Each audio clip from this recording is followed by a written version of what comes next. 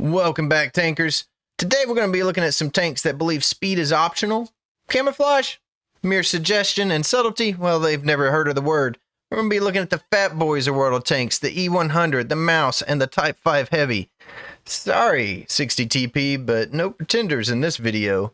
First, let's take a look at the E100. A tank so wide it probably needs a permit to drive down the street because it takes up both lanes and doesn't care. With the Mouse, a tank so big and obvious that even the enemy light tank can spot it from inside its own garage. And then the Type 5 Heavy, where Japan basically looked at the Mouse and said, sure, we'll build that, but let's make it look like a refrigerator with attitude. Now, these tanks, now understand, they don't relocate. They're going to pick a lane and commit to it. Hey, let's start with the E100, the smallest fat boy at 130 tons. That's like saying you're the skinniest guy at an all-you-can-eat buffet, and it's still larger than your average one-bedroom apartment. Honestly, if Wargaming added furniture, you could probably host a dinner party in this thing. 2,700 hit points, 750 alpha damage if you're using the big gun. 30 kilometers forward makes it one of the fastest fat boys in the game. Those are big numbers for a big tank, and this thing has a big ego. If you drive it right, you're going to feel like the king of the battlefield. Now, in my mind, the E100 is basically a math problem in the form of a tank. Angle correctly, shots bounce you like magic, enemy tanks will panic, and you feel unstoppable. Like a true tanking deity here. You angle wrong even slightly. Suddenly your lower plate is waving hello to the entire enemy team. Kind of like an open invitation that reads, please, shoot me. Shoot me right here. Thank you. I can't tell you how many times I've been in this thing. I thought I was angled really well. And then I got pinned like 3 times in a row. And I'm like, that should be impossible. How's he doing that? Well, yeah, except I conveniently forgot the lower plate is basically waving from orbit. Somehow, though, if you master the angles, it just works most of the time. And when it does, oh boy, the E100 is, it's an unstoppable bully. Now, let's talk about threats to this thing. Enemy TDs. Anything packing 340 heat pin, they're not going to be your friend. They're going to see your armor and say, hey, I know math and I know my shell can penetrate your face. But the other fat boys, now that's where the E100 really shines. It's 750 alpha with 330 heat pin of your own. You've just become the perfect counterweight, kind of like a heavyweight champion just politely explaining to another heavyweight why they shouldn't step in the ring with you. But here's the trick, it's patience. This tank isn't about charging like a maniac. You can't just smash your way forward.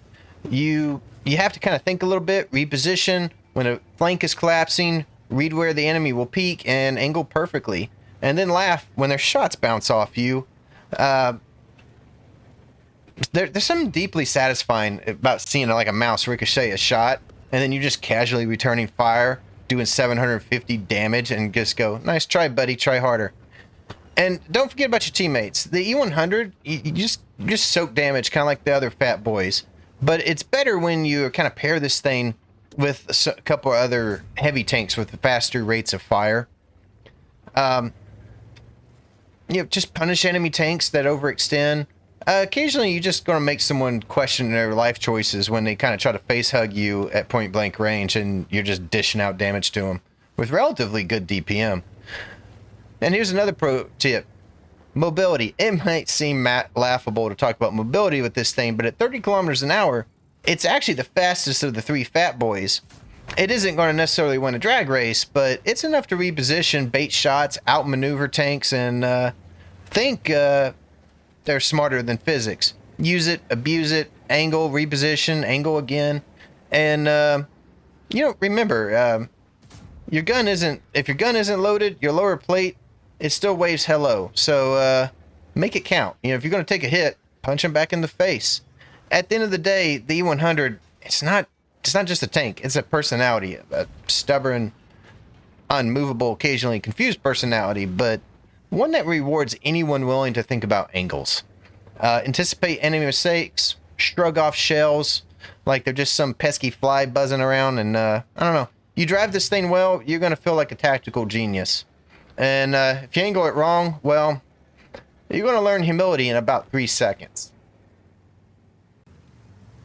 Next up, we have the Mouse. 189 tons of immovable artillery magnet of chaos. Stats, 3,100 hit points, 490 alpha, 0.32 dispersion, which makes it the most accurate of the Fat Boys. 20 kilometers forward, 15 reverse. You do get a nice 430 meters of view range, though. The mouse, it isn't just a tank. It's a lifestyle. It doesn't rotate. It doesn't flank.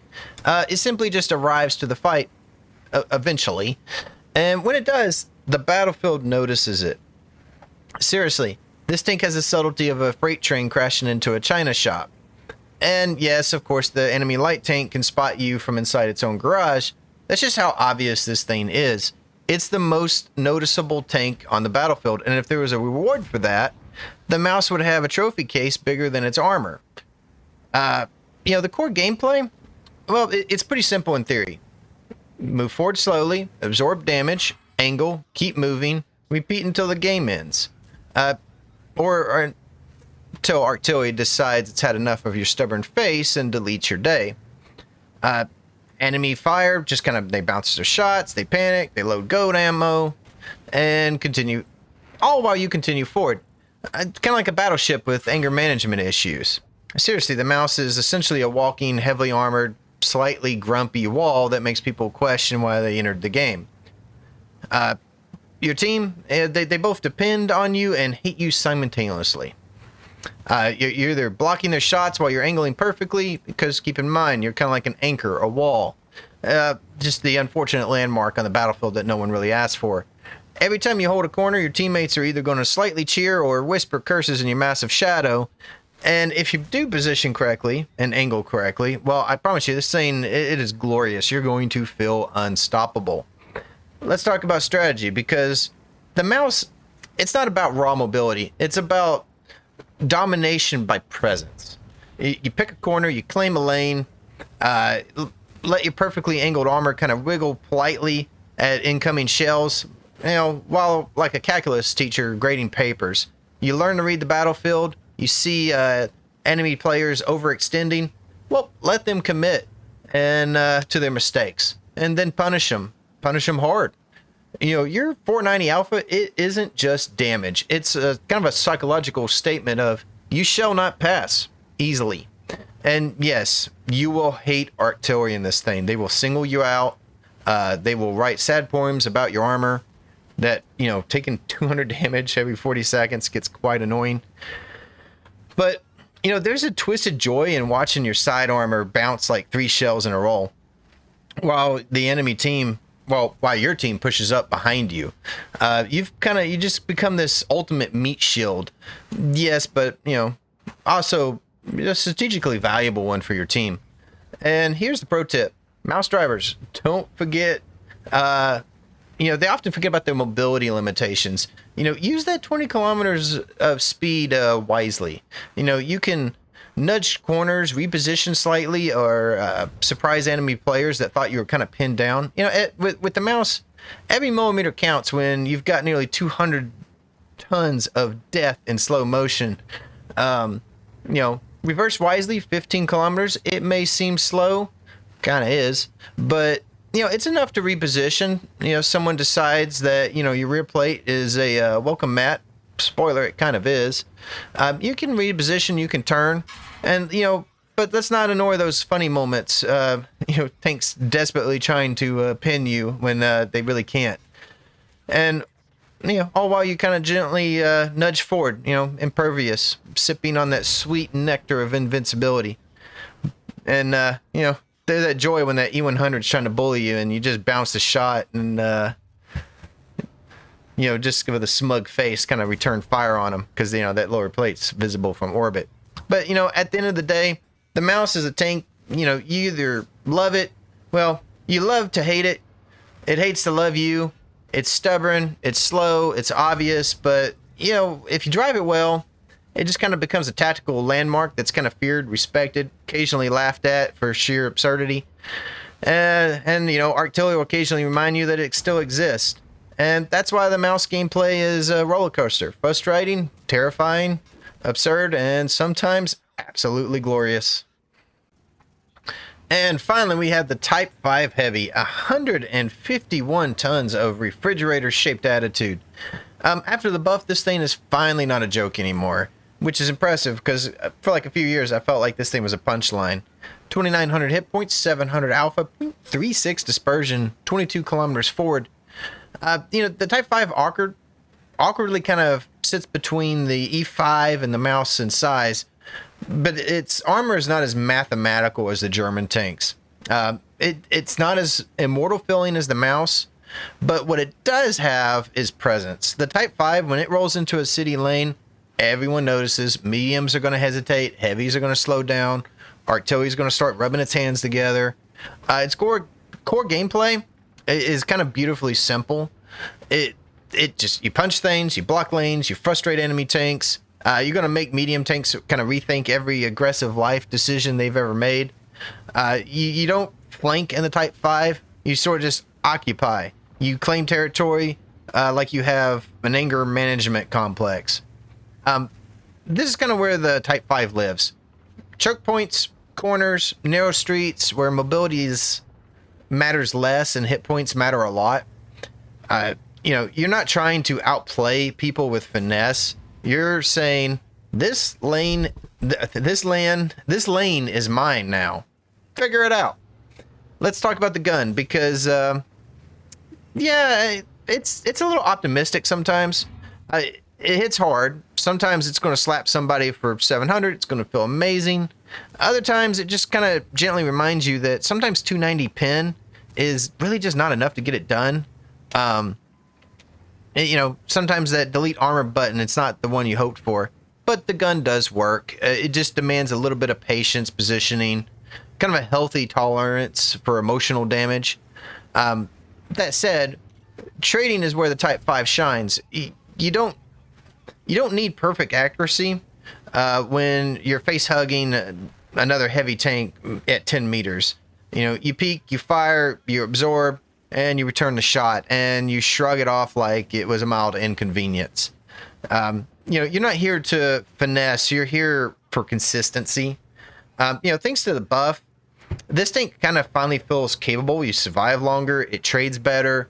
It actually will influence fights instead of just being a large, slow regret.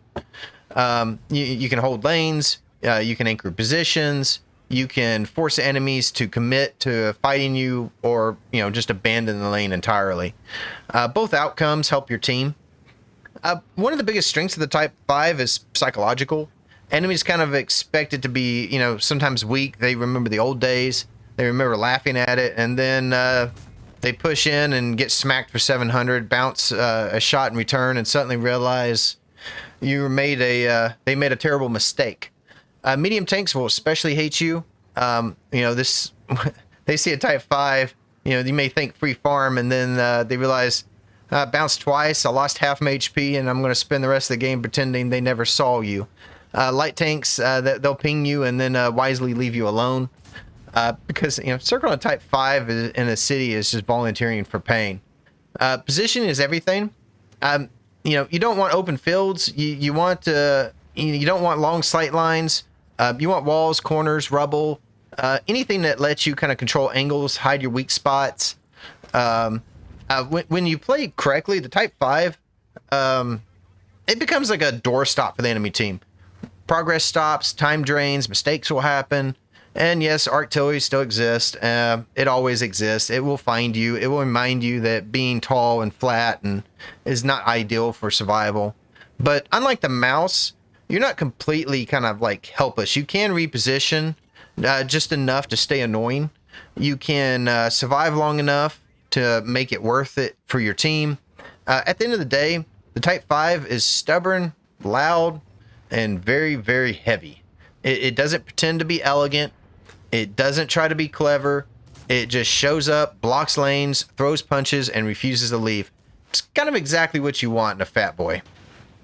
And my wife's little rat dog decided to give me a visit and hang out, so she'll probably stay on my shoulder for the rest of the video. So let's talk about equipment loadouts, because people always want to know what equipment you're going to run on these things. The most common build you're going to see for all three of them is going to be probably hardening, rammer, turbo. I mixed that up just a little bit. I'll go over that. But for the Type 5, it truly is just armor, rammer, hardening, rammer, turbo for all situations. The mouse, I actually take I drop the rammer on the mouse and I go with a rotation mechanism. Here's my thought process on that. If the way I look at it is the rotation mechanism helps you turn the turret faster, and if I can rotate the turret, fire, and rotate back quick enough, I don't take damage in the face, and I don't feel like the mouse really relies on damage per minute to, you know, dish out most of its damage. It's more about, you know, choosing opportunistic times to just trade. So, and you're looking for someone to kind of fire, bounce, and then you turn and shoot. And that's kind of the general play style of the mouse. So I think the rotation mechanism actually helps with that versus the you know, the rammer. So just my thought process on it.